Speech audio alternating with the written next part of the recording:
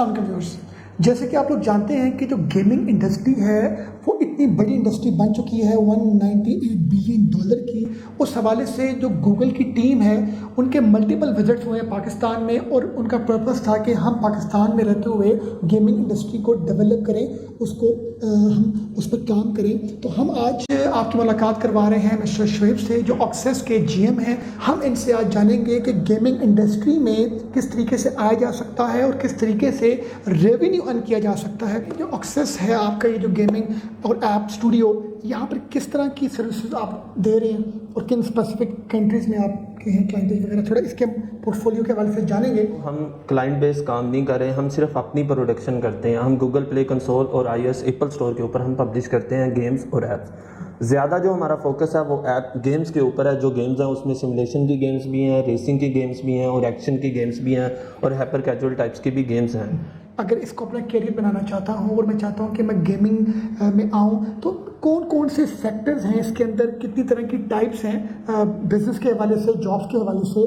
डवीन थोड़ी सी मैं जानना चाहूँगा इस चीज़ की, इस गेमिंग स्टूडियो की। जो इस इंडस्ट्री में जॉब्स अवेलेबल होती हैं उसमें ये होता है कि सबसे पहले डेवलपमेंट की फील्ड आती है जिसमें डेवलपर होता है। डेवलपर का जो बेसिकली ये एक स्कोप होता है कि वो फंक्शनैलिटी के ऊपर काम करता है। लाइक अगर एक गेम है, गेम को कंप्लीट करने के लिए जो टारगेट चीज़ें उसमें ये होता है कि अगर कार रेसिंग की गेम है, क्योंकि ज़्यादा लोग बच्चे हैं या जो देखने वाली हमारी ऑडियंस है वो ये समझते हैं कार रेसिंग की गेम है, उसका नॉर्मल समझते हैं। तो उसके लिए एक करैक्टर चाहिए होता है जो कार का मॉडल होता है। उसके अलावा हमें बिल्डिंग्स का एक सिटी चाहिए होता है या ऑफ रोड है तो वो हमें चाहिए होता है। तो जो डेवलपर होता है, डेवलपर को करैक्टर्स हो गए, एनिमेशंस हो गई, जो इन्वायरमेंट है वो प्रोवाइड कर दिए जाते हैं। उसके बाद जो डेवलपर होता है ये जो करैक्टर और एनिमेशन वगैरह बनाते हैं ये डिजाइनर और मॉडलर बनाते हैं। ये बनाने के बाद ये प्रोवाइड कर दिए जाते हैं डेवलपर को। डेवलपर इनकी फंक्शनैलिटी करके इसको प्लेएबल बनाता है कि हम उसको यूज कर सकें, क्योंकि अदरवाइज अगर एक कार का मॉडल है या इन्वायरमेंट है तो हम उसको यूज नहीं कर सकते। तो उसको फंक्शनैलिटी को परफॉर्म करवाने के लिए जो डेवलपर है वो टारगेट करता है। इसमें एक जो डिपार्टमेंट डेवलपर का हो गया, दूसरे और कौन कौन सी फील्ड हैं? डेवलपर के बाद जो सेकंड फील्ड सबसे इसके बाद आती है गेम प्लानिंग का जो डिपार्टमेंट, उसका क्या रोल होता है? जो गेम प्लानर होता है वो सबसे मेजर रोल गेम प्लानर का होता है, क्योंकि गेम बिल्ड होने से पहले गेम प्लान होती है। तो इंडस्ट्री में ये चीज़ भी नहीं है, क्योंकि गेम प्लानिंग का जो सब्जेक्ट है उसमें थोड़ा सा इंट्रोडक्शन दिया जाता है गेम प्लान, क्योंकि लोग जितने भी कर रहे हैं वो ज़्यादा ऑनलाइन कोर्सेज कर रहे हैं। तो इस हवाले से उसमें ये होता है कि जो प्लेयर है जो प्लान करने वाला है उसमें सबसे मेजर स्किल होनी चाहिए, वो गेमर होना चाहिए। उसकी एक अच्छे तरीके से गेमिंग सेंस हो कि इस टाइम इंडस्ट्री में क्या चल रहा है, इंडस्ट्री में पहले क्या था और इस टाइम क्या और आने वाले वक्त में किस तरह की गेम्स इस्तेमाल होंगी। इसके बाद जो मेजर फील्ड आती है वो आती है 3D आर्टिस्ट। 3D आर्टिस्ट का ये काम होता है कि अगर शूटिंग की गेम है या कार रेसिंग की गेम है, शूटिंग की गेम के अंदर वो ये काम करता है कि शूटिंग की गेम के लिए अगर उसको गन्स चाहिए, ठीक है, उसको इन्वायरमेंट चाहिए, तो वो जो गन्स या इन्वायरमेंट अगर इसी तरह कार की गेम है तो उसके लिए सिटी चाहिए। अब सिटी के भी डिफरेंट मॉडल्स होते हैं, तो उसका भी आर्टिस्ट का भी टारगेट ये होता है कि मैंने मल्टीपल टाइप्स की कार्स बनानी है या इन्वायरमेंट बनाने। अगर कोई बंदा गेमिंग इंडस्ट्री में आना चाहता है तो एक पोजीशन या सेक्टर है आपका आर्ट का, सेकंड है डिज़ाइन का, थर्ड है डेवलपमेंट का, राइट? अच्छा, मुझे बताएं कि अब मैंने जो है वो गेम की इंडस्ट्री में आना है, मुझे 3 डिफरेंट लाइंस पता लग गई, तो मैं यूनिवर्सिटीज़ में तो ये कोर्सेज हैं नहीं, तो मैं कहाँ से सीखूँगा? ये आप कोई प्रॉपरली गाइड करें कि अगर कोई इस इंडस्ट्री में आना चाहता है तो वो किस तरह आए? अगर कोई भी पर्सन इस इंडस्ट्री में आना चाहता है ना, तो सबसे पहले वो ट्राई करे कि मैं ना पैसे लगाने के बजाय यूट्यूब से लेक्चर देखे। अच्छा, मेन चीज़ है कि उनको डायरेक्शन अपनी सेट करे कि मैंने जाना किस फील्ड में, जो मोस्टली लोगों को ये पता ही नहीं होता। इंडस्ट्री में जब वो देखते हैं यार एक गेमिंग है तो गेमिंग में डेवलपर है, तो डेवलपर के अलावा अगर मुझे शायद कोडिंग नहीं आती तो मैं इस इंडस्ट्री में जा ही नहीं सकता, जबकि ऐसा बिल्कुल भी नहीं है। उनको करना ये चाहिए कि सबसे पहले लेक्चर्स देखें कि हमें इन लेक्चर्स के अंदर कौन कौन सी फील्ड हैं। जैसे वो डेवलपमेंट के भी लेक्चर देखें गेमिंग के लिहाज से, डिज़ाइनिंग के भी देखें। डिज़ाइनिंग के अंदर 2 डिपार्टमेंट्स आते हैं, एक 3D आर्टिस्ट है, एक 2D आर्टिस्ट है। उसमें एक डिज़ाइनर होता है जो UI बनाता है गेम की, ठीक है, और उसके बाद वो 3D एनिमेशंस का काम देखें। अब उसके बाद गेम प्लानिंग भी देखें। वो सारी फील्ड्स को एक दिन लगा के देखने के बाद, एक वीक लगा ले, देखने के बाद वो डिसाइड करे कि मेरा माइंड किस तरफ ज़्यादा फोकस होकर चल रहा है। परफेक्ट।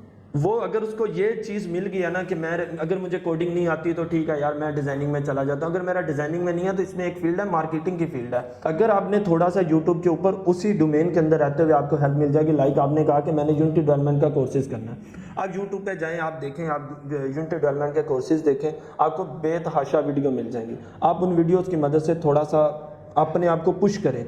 जैसे ही आप देखें ठीक है मेरे थोड़ी सी मैं इस चीज़ को अंडरस्टैंड कर गया हूँ, तो आप किसी भी स्टूडियो के लाहौर के अंदर बहुत सारे गेमिंग स्टूडियो अवेलेबल है, आप जाके इंटर्नशिप के लिए अप्लाई करें। आपको कोई फ्री में भी इंटर्नशिप देता है ना, क्योंकि उन्होंने आपको सिखाना है, आपने जाके उनको पे बैक नहीं करना। अगर हम बात करें ऑक्सेस के हवाले से, यहाँ पर किस तरह की जॉब्स वैकेंट होती हैं, आप लोगों के सैलरी स्ट्रक्चर क्या है, कोई बंदा आपके पास आके इंटर्नशिप करना चाहता है या जॉब करना चाहता है, तो थोड़ा सा हम अपने आपके HR के हवाले से भी जानना चाहेंगे प्लीज़। ठीक, अगर कोई पर्सन ऑक्सीज के हवाले से मैं बात करूं तो इसमें ये होता है कि अगर हम किसी भी पर्सन को एज अ इंटर्नशिप हायर करते हैं तो हम ये देखते हैं कि उसका जो ऑलरेडी स्किल है वो कैसे है। अगर तो वो बिल्कुल ही फ्रेश है तो वो हम उसको नहीं कंसीडर करते। right. हम कहते हैं कि पहले जाके यूट्यूब पे लेक्चर्स वगैरह देखें या किसी से हेल्प लेके या कोई कोर्सेज करके फिर आ जाए। ठीक है, अगर वो उसको कुछ चीज़ों का इंट्रोडक्शन है, उसको कुछ चीज़ें आती हैं या उसने अपना थीसिस या फाइनल ईयर प्रोजेक्ट है वो गेमिंग में ही किया हुआ है, तो हम उसको वेलकम कर लेते हैं। आफ्टर मतलब जैसे ही वो हमारे ऑफिस में आता है तो हमारा ये होता है कि जो एक सीनियर रिसोर्स होता है वो उसको ट्रेन करता है, उसको लेक्चर्स प्रोवाइड करता है कि आप इन लेक्चर्स को स्टडी करें। साथ साथ वो डेली उससे आउटपुट ले रहा होता है कि आपने आज शाम तक क्या काम किया। ठीक है, आफ्टर 1 मंथ हम उसको लेक्चर स्टडी करवाने के बाद, थोड़ा सा ट्रेन करने के बाद, हम उसको एक गेम दे देते हैं एज अ टारगेट कि आपने ये गेम बिल्ड करनी है, जो कि एक एडवांस लेवल के ऊपर नहीं होती, बेसिक लेवल की गेम्स होती है। बिल्कुल ठीक है। सैलरीज के हवाले से थोड़ा सा मैं जानना चाह रहा हूँ, पर्सन बेनिफिट्स के हवाले से जानना चाह रहा हूँ कि अगर कोई बंदा इस इंडस्ट्री में आना चाहता है और वो कहता है कि मेरे ऊपर फिक्स कोई ऐसी लाइबिलिटीज़ हैं जो मैंने कहीं से मीट करनी है, मैं अपनी फ्रीलांसिंग करूँगा, टाइम लगेगा, तो हम थोड़ा इस स्ट्रक्चर को जानना चाह रहे हैं आपकी फर्म से रिलेटेड।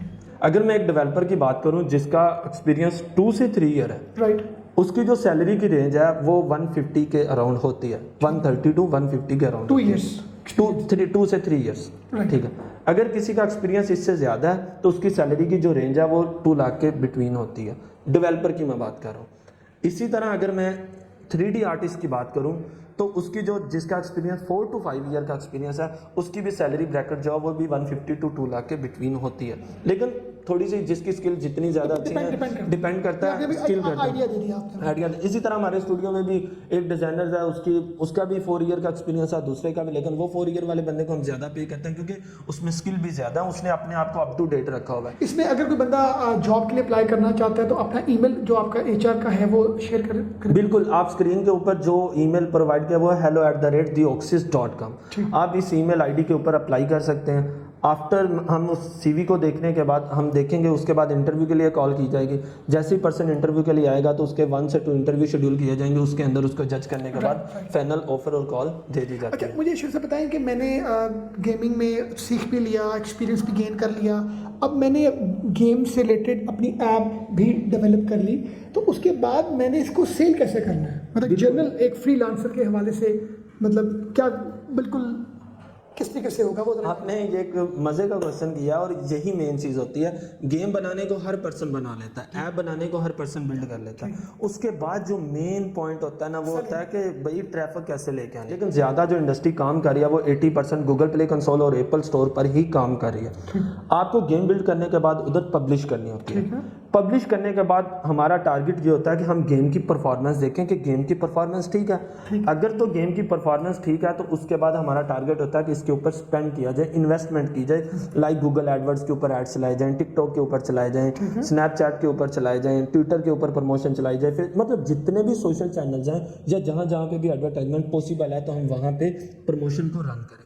कोई गाइड करें अपने एक्सपीरियंस के, आपको जो एक्सपीरियंस है माशाल्लाह इस सेक्टर में, कि जो आने वाला दौर है वो स्पेसिफिक किन तरह की गेम्स के ऊपर आपको लगता है कि डिमांड हाई होगी? आगे हाइपर कैजुअल गेम का बहुत ज़्यादा ट्रेंड है कि आपको एक स्क्रीन के अंदर रहते हुए यूज़र को मतलब वो प्लेएबल है, मतलब वो खेली जा रहा है, वो माइंड में उसने टारगेट सेट किया हुआ। मैंने इस चीज़ को ज़्यादा जो आगे ट्रेंड आ रहा है वो हाइपर कैजुअल का, और इस टाइम इंडस्ट्री में इस टाइम जो गेम्स अब मूव हुई हैं वो भी हाइपर कैजुअल टाइप्स की गेम्स बन रही हैं। उसमें शूटिंग की भी गेम्स हैं, उसमें रेसिंग की भी गेम है, यानी वन टैब है, आपने एक बटन प्रेस किया है कि हैंड से आप गेम को चला रहे हैं, आप बैठे हुए हैं, आप जैसे ही देखा यार मैं थोड़ा सा थक गया हूँ तो आपने लीव कर दिया, फिर आप वहाँ से स्टार्ट कर लेते हैं। चलिए जी मिस्टर शुएब, आपने बड़ा अच्छा गाइड किया जी हमारे व्यूअर्स को बड़ी इफेक्टिव और बड़ी फ्रूटफुल आज का हमारा आपके साथ सेशन था।